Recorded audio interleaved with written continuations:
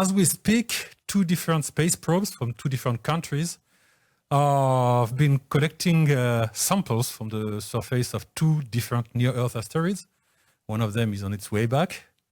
And at the same time, in China, people are preparing the launch of a lunar probe, a lunar lander that will collect and bring back to Earth lunar samples for the first time since 1976. And everywhere in the world, agencies, laboratories, and private ventures are developing ways of extracting water or other interesting molecules from the regolith of the moon. So I don't think that it is time for space resources mining, but it is already time for interaction with space resources. And to discuss how we'll go from here to the exploitation, I have 2 gentlemen with me today. On my left is JeanJacques Dordain, who is the former Director General of ESA, the European Space Agency, but today is here as a member of the advising committee for the Luxembourgian government. On my right is Mr. Bruno Pagliccia. Okay, I got it. Pagliccia from the company SeisBEE, who is preparing what we'll let you present this. Okay. And on the screen is Mr. Marc, who is director of the Luxembourg Space Agency. And we may have a 4th panelist popping up when the connection is ready. So first of all, it's quite impressive that the Luxembourg is really present a lot on this panel. I'd like each of you to tell us how did you come to get an interest in the exploitation of space natural resources? Yes, thank you. Very simple. I think that I am interested by space resources since Luxembourg has decided to take an initiative on space resources. So if I am here today, it's thanks to the government of Luxembourg, who was the first one in Europe to take an initiative on space resources, and Marc will speak much better than me about that. But just to say that Luxembourg was #1 in Europe and #2 in the world, just after United States, because all these activities in Europe have started February 2016 with a press conference given by the Vice Prime Minister at that time, Etienne Schneider, and myself. I was next to him to announce that Luxembourg was taking such an initiative. And I must say that at that time, yes, it could look science fiction, but I would say that 4 years later, it's not anymore science fiction by far. And that it's due to the convergence between that initiative on space resources and the lunar exploration. Because when we have started and when we were speaking of space resources, it was mostly resources from asteroids, because the asteroids represent a fantastic source of resources. But step by step, through the lunar exploration, there was a convergence between 2 initiatives, the first one on space resources and the second one on lunar exploration, because lunar exploration gives a market to the exploitation of space resources, because there is no lunar exploration without space resources. So it's not anymore science fiction, because it's a necessity, since the Artemis program wants to not only to land on the moon, but to stay on the moon. You cannot stay on the moon without using space resources. So this is that convergence was created that momentum, which has created an acceleration of activities on space resources. Thank you, Mr. Serre. Could you extrapolate what is your space agency's position on this activity? Yeah, absolutely. And in fact, Jean-Jacques just said that we announced this initiative in 2016, but the whole thing started a bit earlier during discussions between the teams here in Luxembourg and NASA. And at that time, our minister was intrigued by this subject.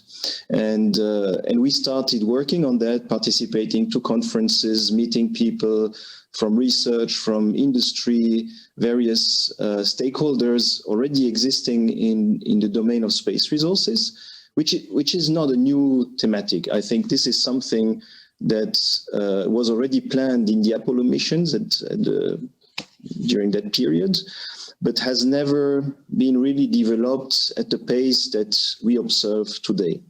And after this 1.5 years investigations, I think we came to the conclusion that that was an extremely important topic for the future in space, that it was also an opportunity for Luxembourg to be part of this development with as well on the longer term economic returns for the country and a benefit for the whole society in Luxembourg.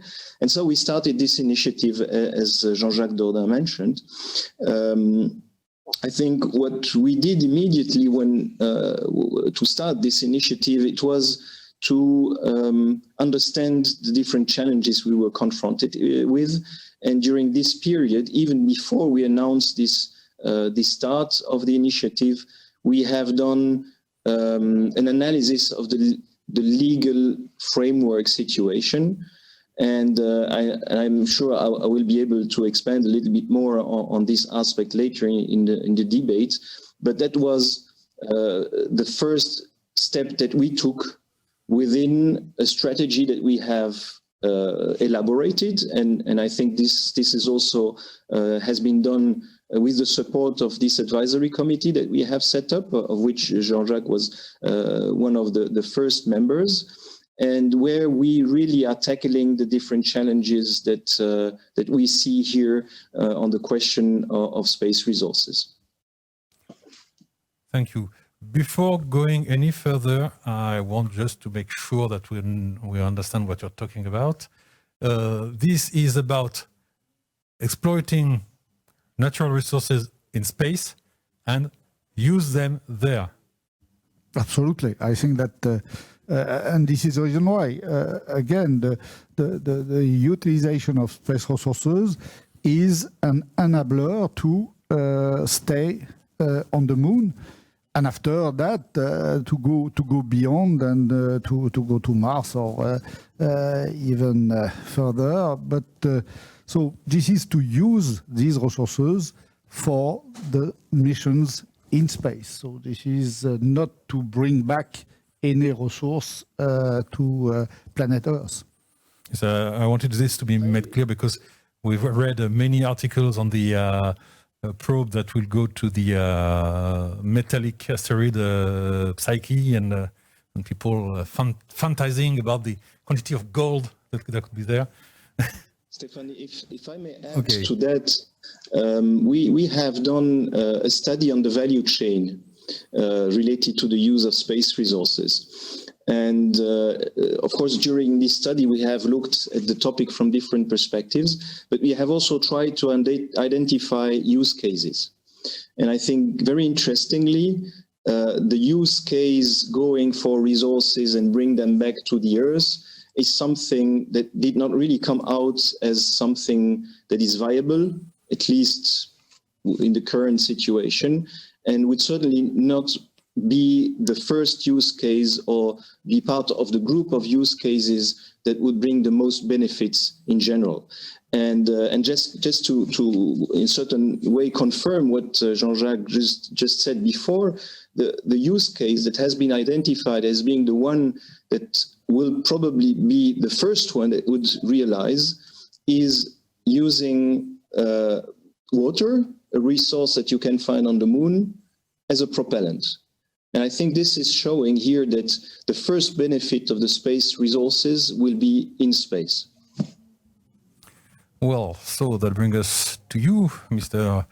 Pagliccia. Yes, I correct. will get it before the end of the Okay, So you're coming from the oil industry, that's correct. and so you founded SeisBEE, and you're the industry on this panel. Is the industry there? That means that it's getting serious. Yes, definitely it is. So I am a geophysicist, and I was working for a big French energy oil and gas company for the last 20 years. And I was deeply involved in the exploration of Earth resources. And I have found that there are a lot of synergies between what we are doing on the Earth and what people want to do on the moon, because on the Earth, we are looking at very hard to access resources because we are supposed to drill several kilometers in the crust to get access to the oil and gas. And for space, you have to go in a very hard to reach places like the moon. And so we have the same problematic. We need to go there. We need a big company with a lot of capital to go there to invest. And the first step to go there and to invest so much money is to identify and quantify the available resources. And this is where I have started a new company in Luxembourg, which is called SeisBEE, for developing a geophysical imaging tool for beyond Earth exploration. And the first playground, I would say, is naturally the moon. So I'm starting a new venture, a new business, a new adventure, I would say. I'm very excited to do so, and we'll see in the future if it works. And what does SeisBEE mean? So SeisBEE means seismic for beyond Earth exploration. So seismic is a proven geophysical tool for the Earth exploration of the resources. So the idea is to bring these technologies, which are already working on the Earth, who have proved that it works very well, to characterize these resources, to know exactly what we are talking about and what is the quantity of it. Because if you put a number, you put some money on the resources, and this is how to start the business. So this is the first step of the exploration chain, the identification and quantification of the resources, to see if there is a business. Because without that information, it's just a concept, basically. You want to say something? Yes, just to take what Bruno was saying, that and this is a discussion that we had many times in the advisory committee of the Luxembourg government, that the space resources is first a question of resources, much before to be a question of space. And this is the reason why the resource industry on planet Earth, they have developed a lot of technologies, a lot of process, and this is the reason why I am so glad that some of the resource industry are starting to be interested by the identification, extraction, and transformation of a resource in space. Okay, Marc will speak of the inauguration of the new European Space Resource and Innovation Center in Luxembourg, but just I have picked up one sentence from that inauguration, is that the space resources are much too big just to be addressed by space actors. And this is the reason why the resource actors are important, because they are much older than the space industry. And they have a lot of technologies, again, which will be very useful for extracting and using space resources in situ. Well, so I've made my shopping list. And to exploit space resources, I think we need detection and identification of resources, technologies to access them, to process them, but also a market to buy them, and not to forget, a legal framework to make sure it can be done. Is there a logical order in which all this can be done? Should be done, and are we there yet? We have made we have made progress there because, as you have said, there are several aspects which are technical, technological, financial, legal, and commercial. And as I said, the very first market for space resources are the missions of lunar exploration. There are a lot of projects on that, which is on the US side called the Artemis program, with a plan, the landing of the first crew in 2024, and a sustainable lunar base in 2028. And even if there are some delays, this is during the decade. And that is something which is interesting, because it means that there is a market which is not too far away. And in front of that, NASA, which is for the time being the most significant investor in that lunar exploration program, they have developed, again, methods, and they are ready to buy services from and resources from commercial companies. They are looking for partners, because contrary to the Apollo program, it's not anymore a race between countries. It's a cooperative program. And number three, they have developed a legal framework, as well as Luxembourg, but that Marc will speak of that. And just to say that when you read the Artemis Accord, which have been signed by 7 countries together with NASA, these Artemis Accords, they are speaking almost only of space resources. The 3 operative sections of the Artemis Accord are a section on space resources, a section on safety zones, and that there is some legal aspects there, and the third section is on debris. So all the Artemis Accords, which are the basis of the lunar exploration, are related to the utilization of space resources. Mr. Serre, as an agency, how do you manage all this? Yeah.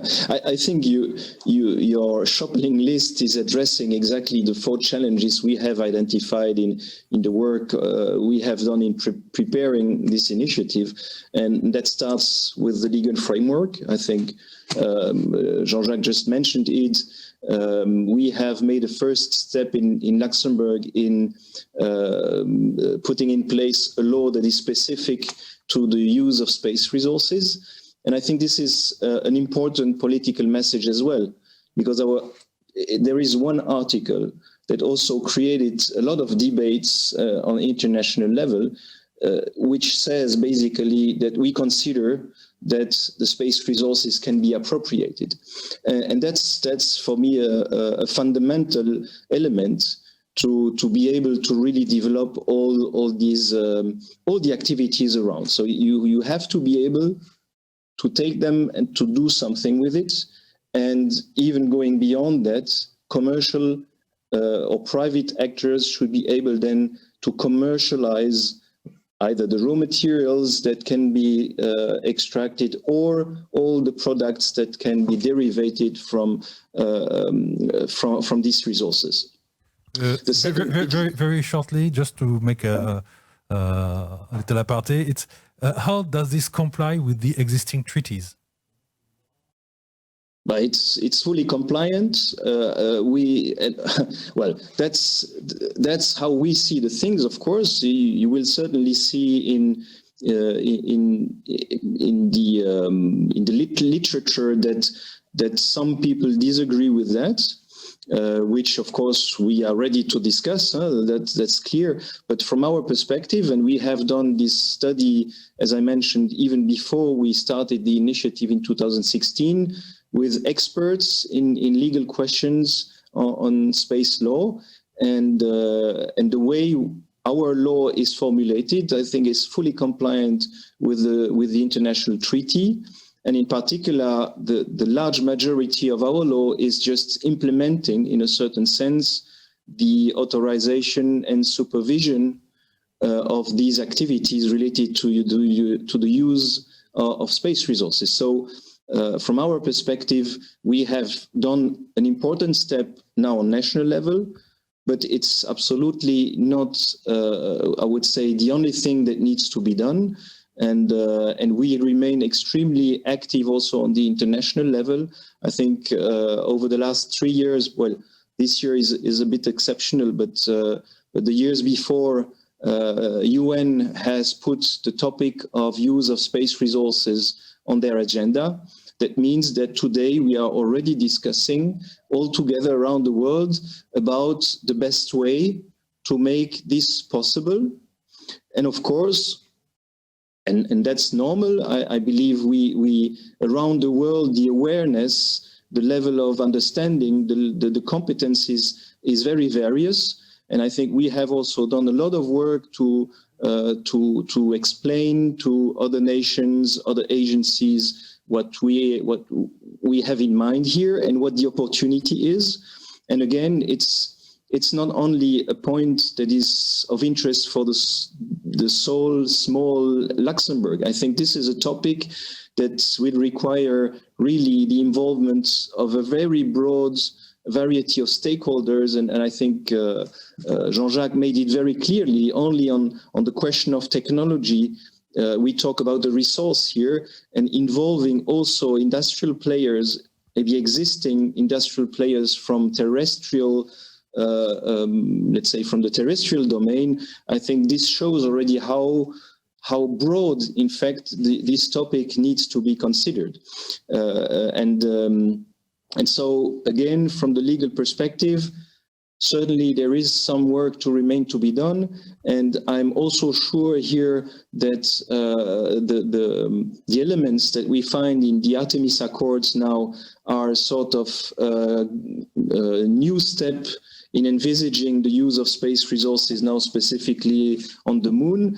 And this will be, in fact, the first opportunity to really do real things, start having real activities of either prospection or extraction, and starting processing and maybe building first equipments or first structures with the resources that we can find. And so this is really here, let's say, going beyond what we have done in Luxembourg, but I think everything today is done in the spirit of the international treaties. If I may add a word on that, from the industrial point of view, this is probably the most important step to start with, even if it's at the very end of your wish list, is to put this legal framework on the table, because without that, there is no business, basically. No industry will go there if there is no legal framework. So it's really a key step. And I'm glad that some countries like the US and Luxembourg started with that, because it's a key element. Well, and what is the other steps you require from the... Well, you're based in Luxembourg. That's correct. That's not innocent. No, not at all. Yeah, and it's because the legal framework is there. It's by far the most active countries in Europe on that topic. It's a country we have shown dedication to that aspect for many years now. And to start this business, it's a very risky business. We all know that it will not be easy to go there. It will be very difficult. A lot of challenges are facing us, and we need a strong political support and a long-term political support on that topic. We cannot afford as an industry to have a political decision which will be changed each time there is a new leader, I would say, in a country. We are talking about something which will last for many, many years, if it's not decades. So we need a strong commitment from the countries, and we need long-term investment as well. So this is how I see Luxembourg from their initiative. It fulfills all these needs we need to start the business, but it's not the only needs we have, obviously, because to attract these big companies in the business, we need to show them that there is a business, okay? And for that, the only people who can help us as a small startup to start the activities is to have an enabler, people who will support us without expecting an immediate return on the investment. And this is where the space agencies has a very strong role to play to help us, is to allow us to size the opportunities to start to do business in space. And this is, I think, the most important things to start the business is to show the big energy company which may be interested by this business, is to start by doing a proof of concept of the two first list of your wish list, which is the identification of the resources and how to extract them. We have to show it's possible. And this is where the space agencies could help us a lot to give us the opportunity and possibly the fundings as well to demonstrate that. And once the demonstration is done, the big player will come. Yes, because your company is planning to bring detectors, sensors there. So that means you need partners because you will not bring the vehicle yourself. Yes, it's quite expensive. So SeisBEE is really dedicated for the first item of your list, which is the identification and quantification of the resources, which is the very first break of the value chain we have to unlock to make this business a reality. And to go there, as for any activity in space, it's very, very challenging and expensive. And we cannot do that alone without someone backing up our activities. And this is not the big company who will do that, because the big companies are not yet convinced that there is a market. So this is where the public agencies, like the special agencies, could help us. And once the mechanism is started, after the big companies will come. Well, back to you, Mr. Serre. I understand that your agency is well involved, because I've seen you on board the Hera mission to the asteroid Didymos, where you will play quite a significant role. And also you've just opened the ESRIC, the European Space Resource Innovation Center. Innovation Center, yeah. So could you tell us more about that?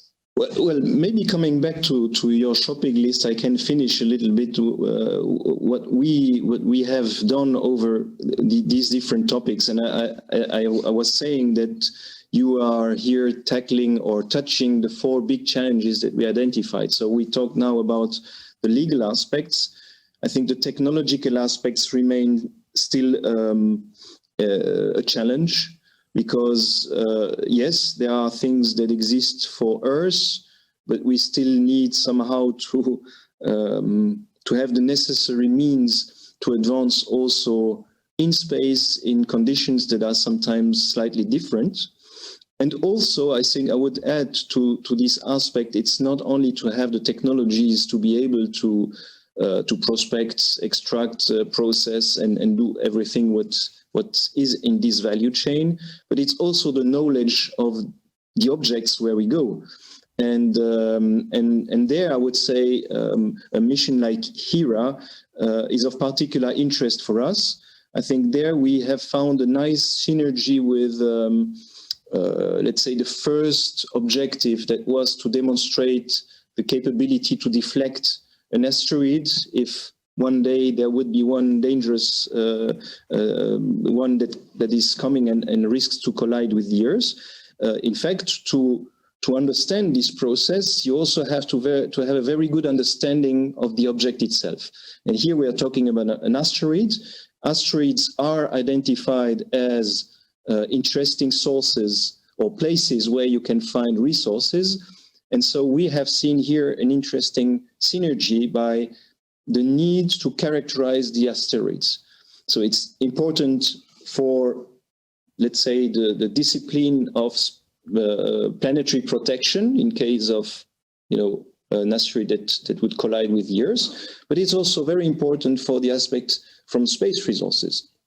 Here we will also embark a very small satellite that will contain a radar, and this radar will be able to characterize the structure and the composition of the asteroid, and will give a lot of very interesting information. If you talk with the scientists that study the asteroids, I think you suddenly discover that we know so little about these objects, and each time a mission goes to an asteroid, something new is discovered. I think this is also part of the challenge.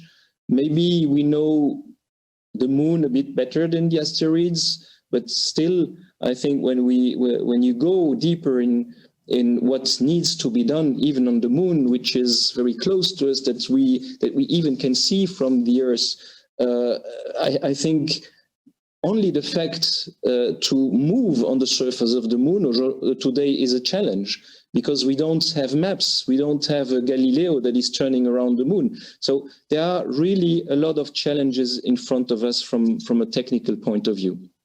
The third aspect is the financial aspect. I think we just heard Bruno talking about the need here of financing.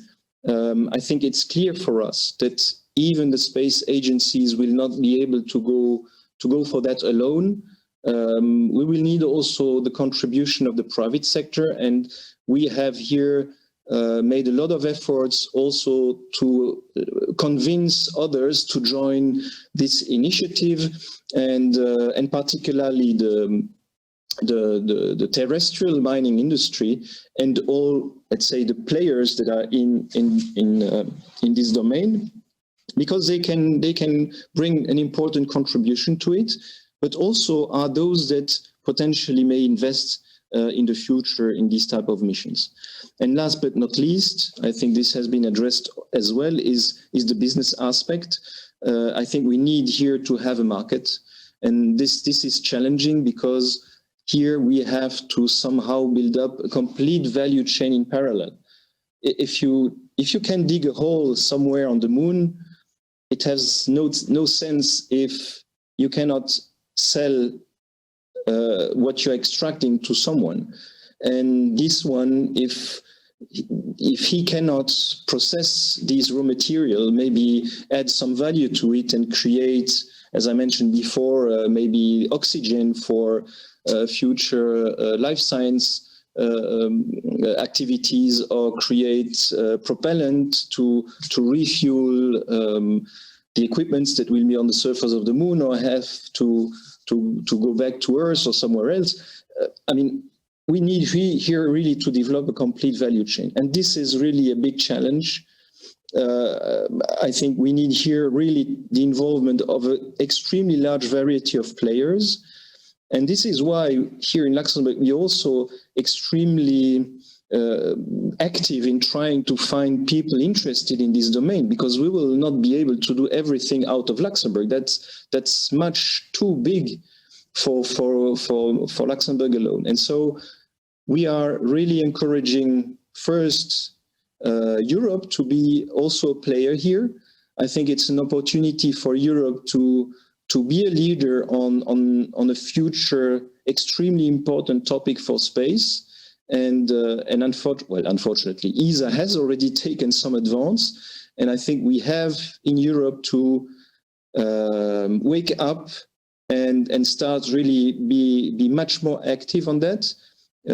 We still are trying to push this subject. I think at the level of the European Space Agency, we have found now a very good partner, and that gives also now a certain European dimension to the initiative we have started. But definitely for us today, it's important that this project is somehow upscaled, is internationalized, so that we really can make it happen.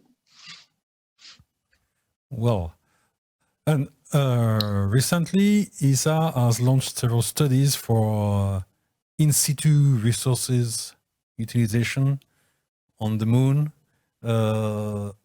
But to me, it seems it's only scratching the surface just to test if it's possible. What is the next step we should prepare to, let's say, to go beyond the surface? This is where I think using some tools used on the Earth for the business, for the oil and gas industry or the mining industry, is there to provide a full 3D image of the underground. This is how far, how deep? We can go whatever we want in terms of penetration, because on the Earth we can go down to several kilometers. I don't think we will go that deep on the moon, to be honest with you. We can go down to a few tens of meters, maybe 100 meters. The idea is to compute the volume of resources available to make sure that the business is flying itself. And this is where I think seismic imaging, because I realize I didn't explain what is seismic. So it's basically a way to image the underground of whatever the rocky bodies we are talking about, the Earth, the Moon, or asteroids, or Mars, or whatever, by sending sound waves and recording the sound waves reflected by the geological layers on the underground. It's like an X-ray, basically, like when you do X-ray to image the interior of your body. It's more or less the same way of functioning. So this is, to me, the first things we have to do to demonstrate that there is something interesting to go for in terms of quantity and quality as well. So it go deeper than just scratching the surface, as you say. But scratching the surface is the first step. We need to be sure that there is something already on the surface, and after we can go deeper. This is how I see the first, I would say, technical steps of this exploration of the moon resources. Stefan, if you allow me, maybe I can say a word about these plans of ESA, and I take this opportunity maybe to say a word as well about the European Space Resource Innovation Center. So indeed, we have announced its launch now 2 days ago. This is a center that addresses a specific need on the research part. What we have discovered through the different workshops and contacts and networking that we have done is that there exists already a community that is interested in these aspects, but it's quite distributed, small groups at different places, and there was no central place where this topic was really at the focus of the research. And so we decided in Luxembourg to create a research group. And between us, the first idea was to do it within the Luxembourg Space Agency. That was the original idea. But of course, as always, discussing and trying to find, let's say, the most efficient way to do the things and not reinventing the wheel at the end, the discussions with ESA brought us into this idea of an European Space Resources Innovation Center that would, of course, have a national component. And there we are working with the Luxembourg Institute of Science and Technology, which is an existing research center in Luxembourg. And ESA is our European, I would say, first strategic partner. And I'm saying that because here the intention is not to have a purely national center. I think it's important here that this is a platform to offer all the research groups in Europe the opportunity really to work together and create a critical mass on this topic in Europe. And so we have already very interesting discussions with other agencies or other countries that are interested to work together with this center, as well as in industry. I think it's important here not to forget, even though, of course, here we would focus in a certain sense on research, so on public research. I think at the end, what we are looking for is to create technologies that will serve for future economic activities, economic developments, where industry can take over technologies that have then been developed and come up to a certain level of maturity, and so that they can then use them for more operational and commercial activities. And this is why we have this innovation in the title, because we have that in mind. It's really here to create or to complete the puzzle of different elements that the industry needs, going really from education, because you need the people able to do that, to research, financing, and of course, the whole innovation cycle inside the industry. So that's one important aspect as well of the center.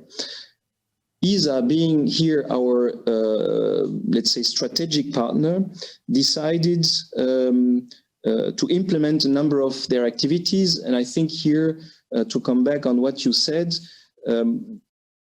what ESA is focusing, at least at this point of their developments, is trying to extract oxygen from the regolith of the moon. And so this is the first technologies that they want to develop. ESA has developed or has set up, I think last year, a strategy on space resources, and we hopefully will be able to expand also the technological activities that will be performed within ESA over the next years, also with increasing interest of the member states of ESA, which has been already the case now over the last months. Well, all this is really promising. Well, regarding the necessary market, I know that you've been proposing an interesting test to students on how these resources could be a game changer. Yes, and this is something that I am doing again with Luxembourg, the agency and the Luxembourg University, that we have asked students to redesign ESA missions which have been done and very successful. And we have selected 3 missions, Mars Express, Airshell and Rosetta.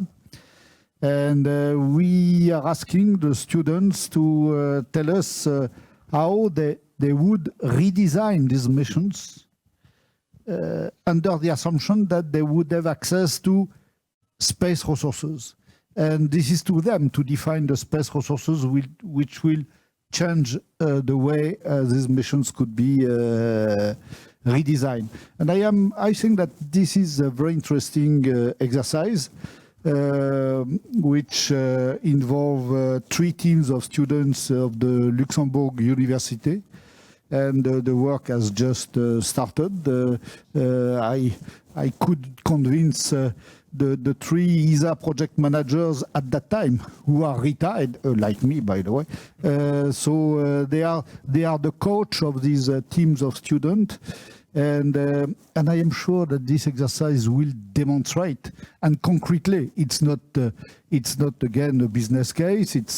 It's much more concrete to see how space resources would change totally the way we can make future space missions compared to past space missions. And I am expecting a lot from this exercise. And it's good to have students there because they have no prejudice, no heritage, which is the worst. The limit is on imagination. And I am waiting for the results with great expectations. Well, my imagination. And Jean-Jacques, that's really a great idea that you have proposed there. And I must say, I'm very excited to see as well what the results will be. Just to give an example, Airshell, for example, which is one of the all missions of ESA are fantastic, but Airshell has given a lot of results. But Airshell, we have stopped the operations of Airshell after 3 years of operations just because there was no more any cryogenic liquid to cool down the instruments. All the rest of the mission was working perfectly. So just because yes. not everybody knows what Airshell was. Airshell was an infrared observatory with the largest mirror ever sent to space. Absolutely. Yes, and the instruments were cooled down by cryogenic coolant, and this is the mission has stopped just because of the quantity of liquid available on board. If we have had access to a source of cryogenic liquid there, we could have continued that mission for much longer. And this is exactly what we would like to the students to demonstrate. Okay, more than a mission, actually, it's a whole ecosystem that could be derived from these resources. Absolutely. Let's say the space missions today are the only exploration missions which are made where you have to bring every kilogram of hardware, every liter of liquid from the start point for the entire mission. And that no other missions is done like that. You are always using in situ resources to make your mission much more sustainable. So space resources will make the space missions much more sustainable, starting by lunar missions. The astronaut of Apollo, they could stay only there for very few days, just because they had no access to any resource in situ, meaning that they had to go back quickly to planet Earth to have again resources to live. So this is the reason why for lunar exploration, space resources is just a necessity. There will not be any lunar base sustainable without using the space resources. And also making of the moon a fantastic laboratory of exploitation of space resources. And the day we have had that experience, we could go much beyond. And they were also living only on fuel cells. That could be today with water from the moon could be refilled. I don't know. Yes, I'm not a specialist. No, I must say that water, Marc was saying that water is the first product that which will be produced on the moon. And water is necessary for life support, is necessary for fuel, is necessary for energy. So when you can produce water on the moon, you have access to a lot of subsystems which make, again, your stay on the moon much longer and much more sustainable. Well, I know that you're coming from the oil industry, but we've been talking about, let's say, simple molecules and fluids. But would your system be interesting also to detect other kind of resources like minerals? What I would like to say is that even after decades, even after a century of exploration on the Earth, we are still amazed by what we are discovering. We have to be very humble. Each time we do a well, we are discovering new geological settings, new things that we are not expecting. So I think we will be very stunned by what we will discover on the moon. We have to be prepared to be really impressed by what we will discover. So I cannot say exactly what I could discover with these seismic imaging tools, but I'm sure we will see much more what I could expect. So water is the most obvious one. We can expect maybe the first usage of the space resources could be a fuel station on the moon, because basically put fuel in a rocket or putting fuel in a car, it's more or less the same activity. So this is something we know how to do it, and this is probably the first. The water well, the oasis on the moon. Yes, but this is the basic idea, is to make a refueling station over there to allow the rockets to go much further than the moon or Mars. So this is probably the first use case. This is what has been already identified by these studies that the Luxembourg Space Agency has done in the recent years. And beyond that, minerals, rare gases, other resources, probably we have a very little view of what we could expect. This is what I think, basically, because this is what I see on the Earth. We are still very amazed, even after decades of exploration, about what we have found on the Earth. Well, just I want to rebound on something you said earlier regarding protected areas on the moon in the Artemis Accord. What is this?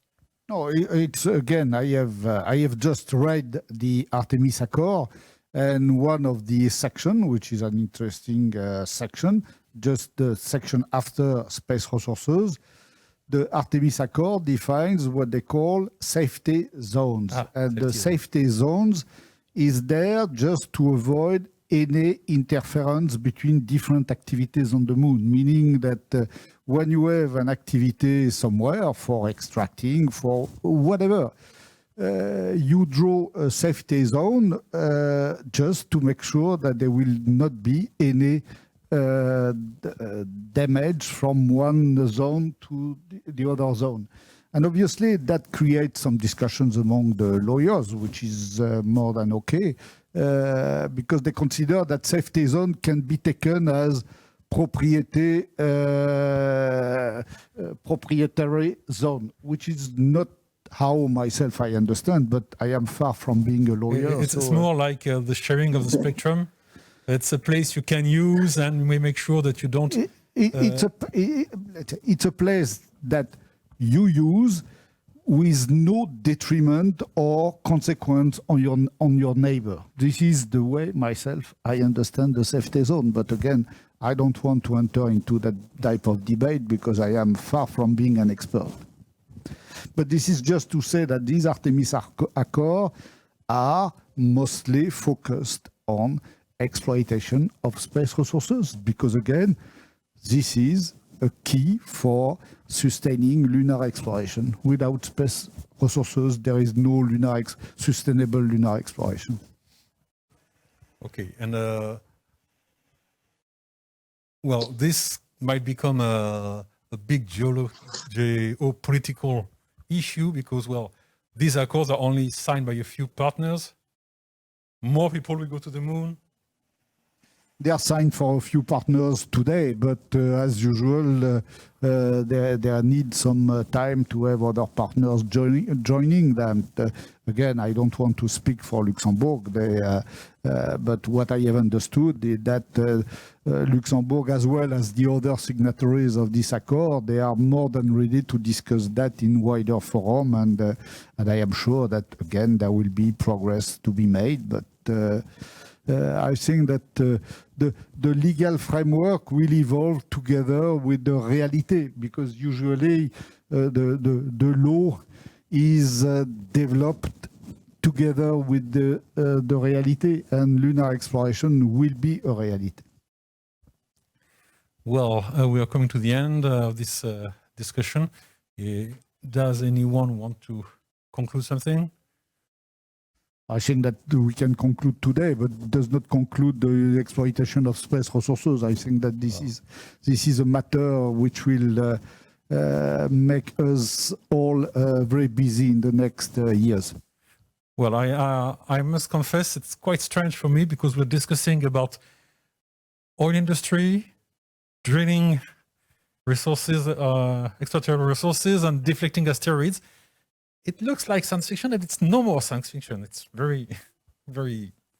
No, there is, and that I shall take again a sentence which has been mentioned during the inauguration of ESRIC, is that this is a dual-use activity, and dual meaning space and planet Earth at the same time. I think that we can export from planet Earth a lot of technologies which have been developed on ground to use terrestrial resources, and we can import from space a lot of things which will be made on the moon, including and maybe in particular the cooperation, because the lunar exploration is a cooperative venture. Cooperation among countries, cooperation among agencies, government and industry, and cooperation between the space industry and the resource industry. So it's a laboratory also of cooperation. Well, gentlemen, thank you very much for all these really interesting insights. If there was an audience, I would ask for some applause, but unfortunately, the conditions are quite tricky. Thank you very much, and I'll see you next year on the same panel to see you next year. Yes. Okay. Thank you. Thank you very much. Bye-bye.